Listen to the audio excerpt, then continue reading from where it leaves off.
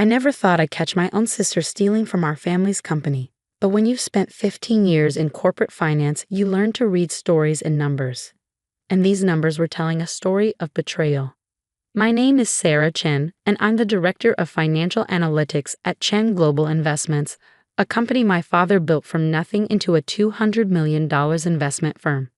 That Tuesday morning started like any other, with me reviewing quarterly reports in my corner office on the 32nd floor of downtown Seattle's glass and steel skyline. The board meeting's been moved up, Jessica, my assistant, announced, poking her head through my door. Your sister Rachel wants everyone in the conference room in 30 minutes. I frowned, checking my watch. Rachel, our CFO, never changed scheduled board meetings without at least a week's notice. Something was off. Did she say why? Jessica shook her head. Just that it's urgent. Oh, and she specifically said to bring the key 3 projections. I nodded, already pulling up the files on my laptop. The key 3 projections had been bothering me for weeks. Small discrepancies, nothing major on their own, but together they formed a pattern that made my forensic accounting background itch. Rachel had been CFO for the past 5 years, taking over when our previous CFO retired. I was next in line for the position, having worked my way up from junior analyst. But Rachel, fresh from her MBA at Harvard, convinced Dad she was the better choice. We need fresh perspectives, she argued. Someone who isn't stuck in old ways of thinking. Dad agreed, of course. Rachel had always been his golden child, the one who followed his exact footsteps.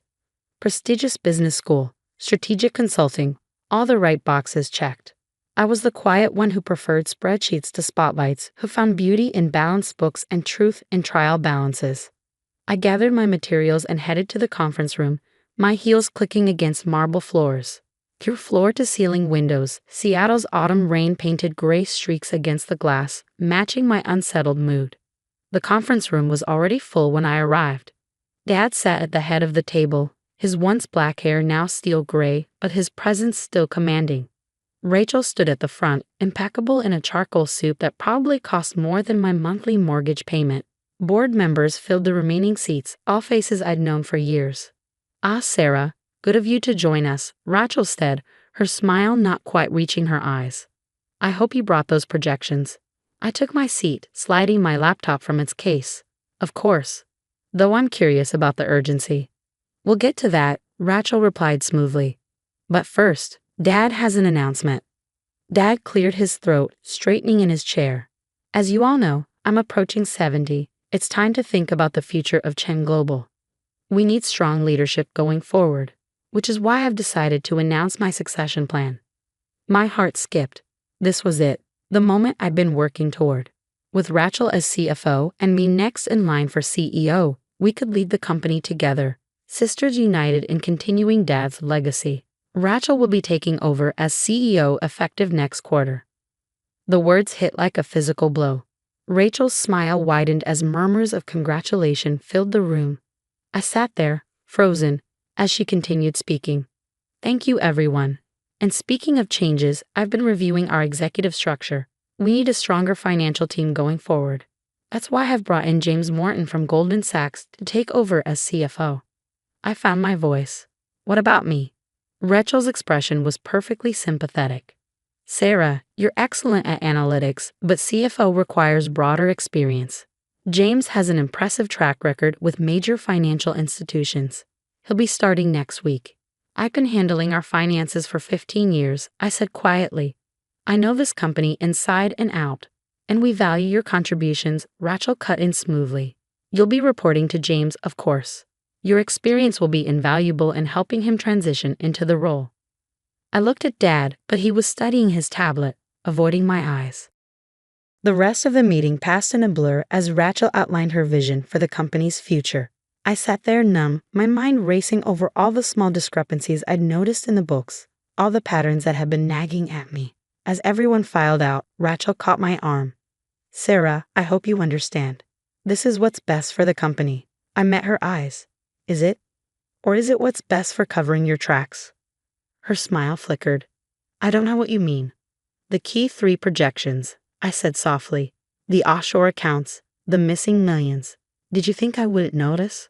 Rachel's grip tightened on my arm. Be careful, sister. You're making accusations you can't prove. Yet, I replied, gently pulling free. Have a good day, Rachel. I walked back to my office, mind already forming a plan.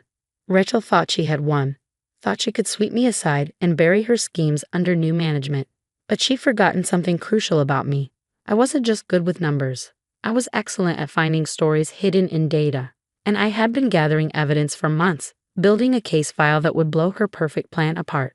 Opening my secure email, I sent a message to Mark Jean, an old friend from my forensic accounting days who now worked for the SEC.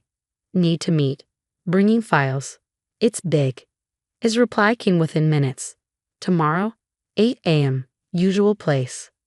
I stayed late that night, copying files, cross-referencing transactions, building an airtight case. Rachel had been clever, but she'd made one crucial mistake. She thought I was just the quiet sister, the one content to stay in the background. She never realized that sometimes the quiet ones are the most dangerous. As I finally left the office near midnight, I passed Rachel's new CEO suite. Through the glass walls, I could see her on the phone, laughing, celebrating her victory. I smiled, thinking of the USB drive in my pocket and tomorrow's meeting with Mark. Let her laugh. In 24 hours, she'd learned what real power looks like.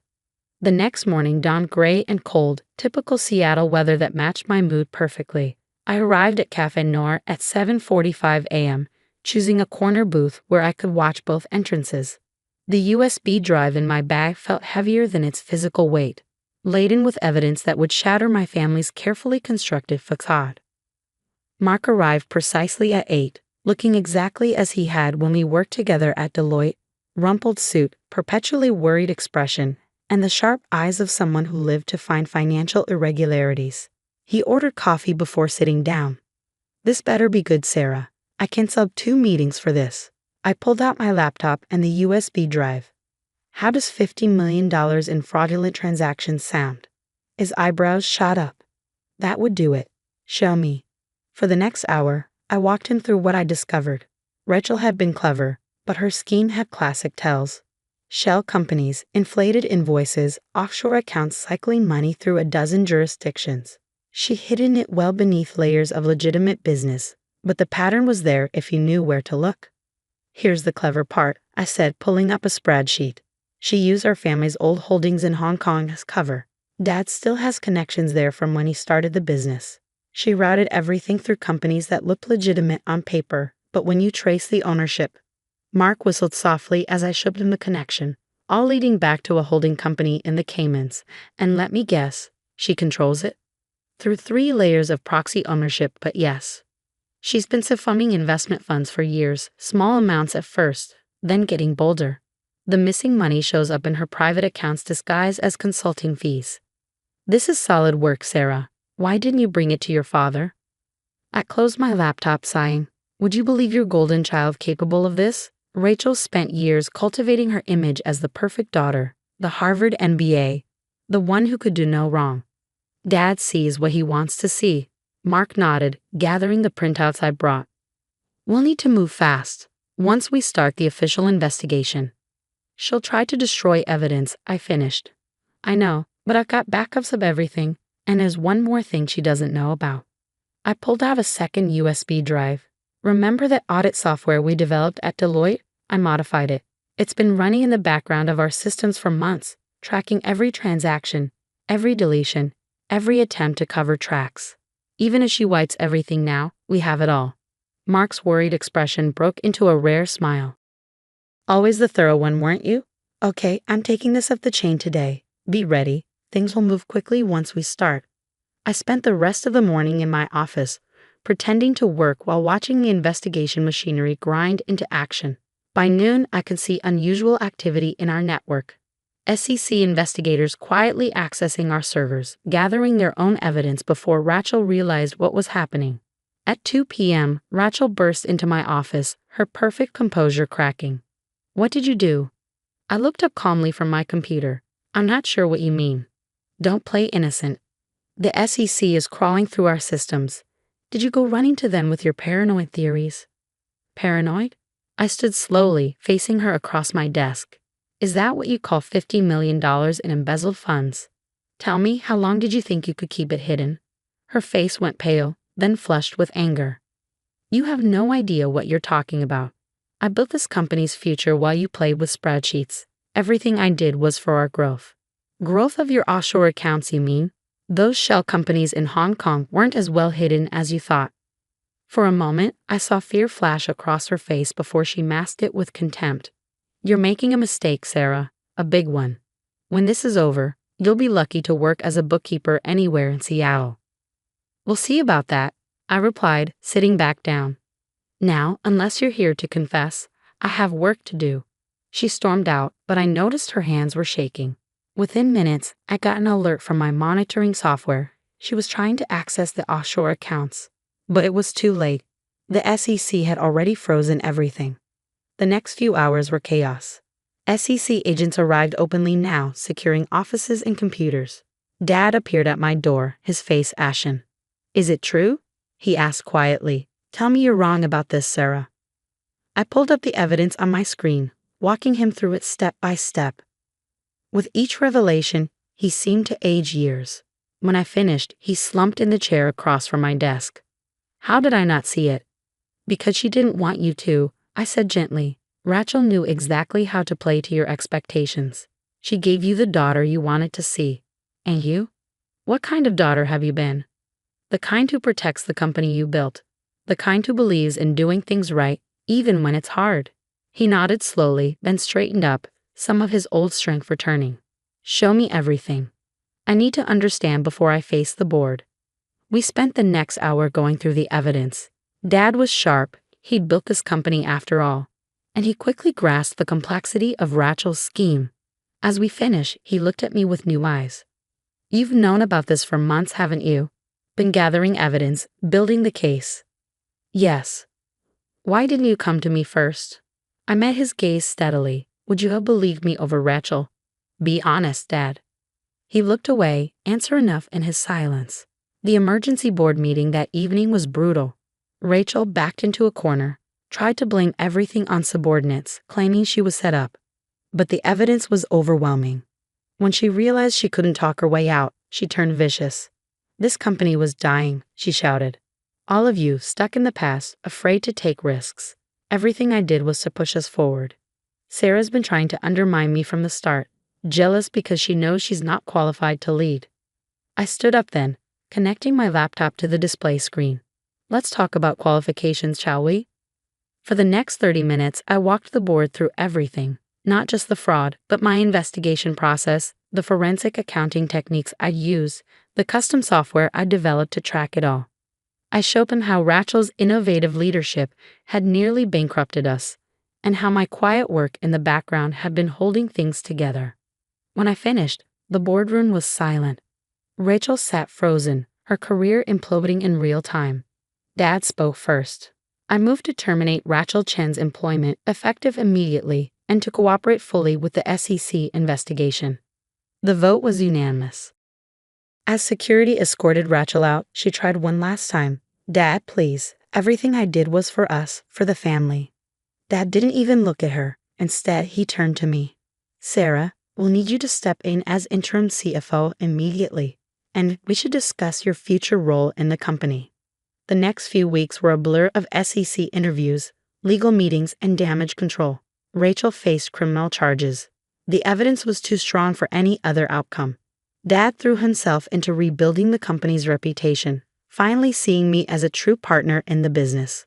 3 months later, I sat in my new office, the CFO's suite, reviewing the latest quarterly reports. We'd survived the scandal, emerged stronger. Dad had announced his retirement, recommending me as his successor. The board agreed unanimously. Jessica knocked on my door. Your father's here to see you. Dad came in, carrying a small box. Found this while cleaning out my office. Thought you should have it. Inside was an old photograph. Me at 7 years old, sitting at his desk with a calculator, pretending to do his books. I remembered that day. Rachel had been outside, charming investors at a company picnic, while I stayed inside, fascinated by numbers. You knew even then, didn't you? Dad said softly. What you wanted to do. I nodded, touching the photo gently. Numbers don't lie, Dad. They tell stories if you know how to read them. I'm sorry I took so long to read this story correctly. He squeezed my shoulder. But you proved something important, sometimes the quiet ones, the ones who work in the background. They're the ones who really keep everything together. After you left, I stood at my window, watching the Seattle skyline fade into dusk. Rachel had been wrong about power. Real power isn't in grand gestures or corner offices. It's in patience, in attention to detail, in knowing when to stay quiet and when to strike. The company flourished under my leadership, growing stronger than ever. Rachel served her time, then moved abroad. Hong Kong, ironically enough. Dad finally relaxed into retirement, proud to see his legacy in trusted hands. As for me, I kept my corner office, my spreadsheets, and my habit of checking the numbers personally, because some lessons you never forget. Like how the quietest person in the room might be the one you should watch most carefully. Every morning, I look at that childhood photo on my desk and smile. Sometimes the best revenge isn't about destroying someone else's power. It's about finally claiming your own. And sometimes the most powerful moment isn't when you expose the truth. It's in all the quiet moments before, when you're building your case, one number at a time. Knowing that when the right moment comes, the truth will speak for itself. After all, numbers don't lie, and neither do I.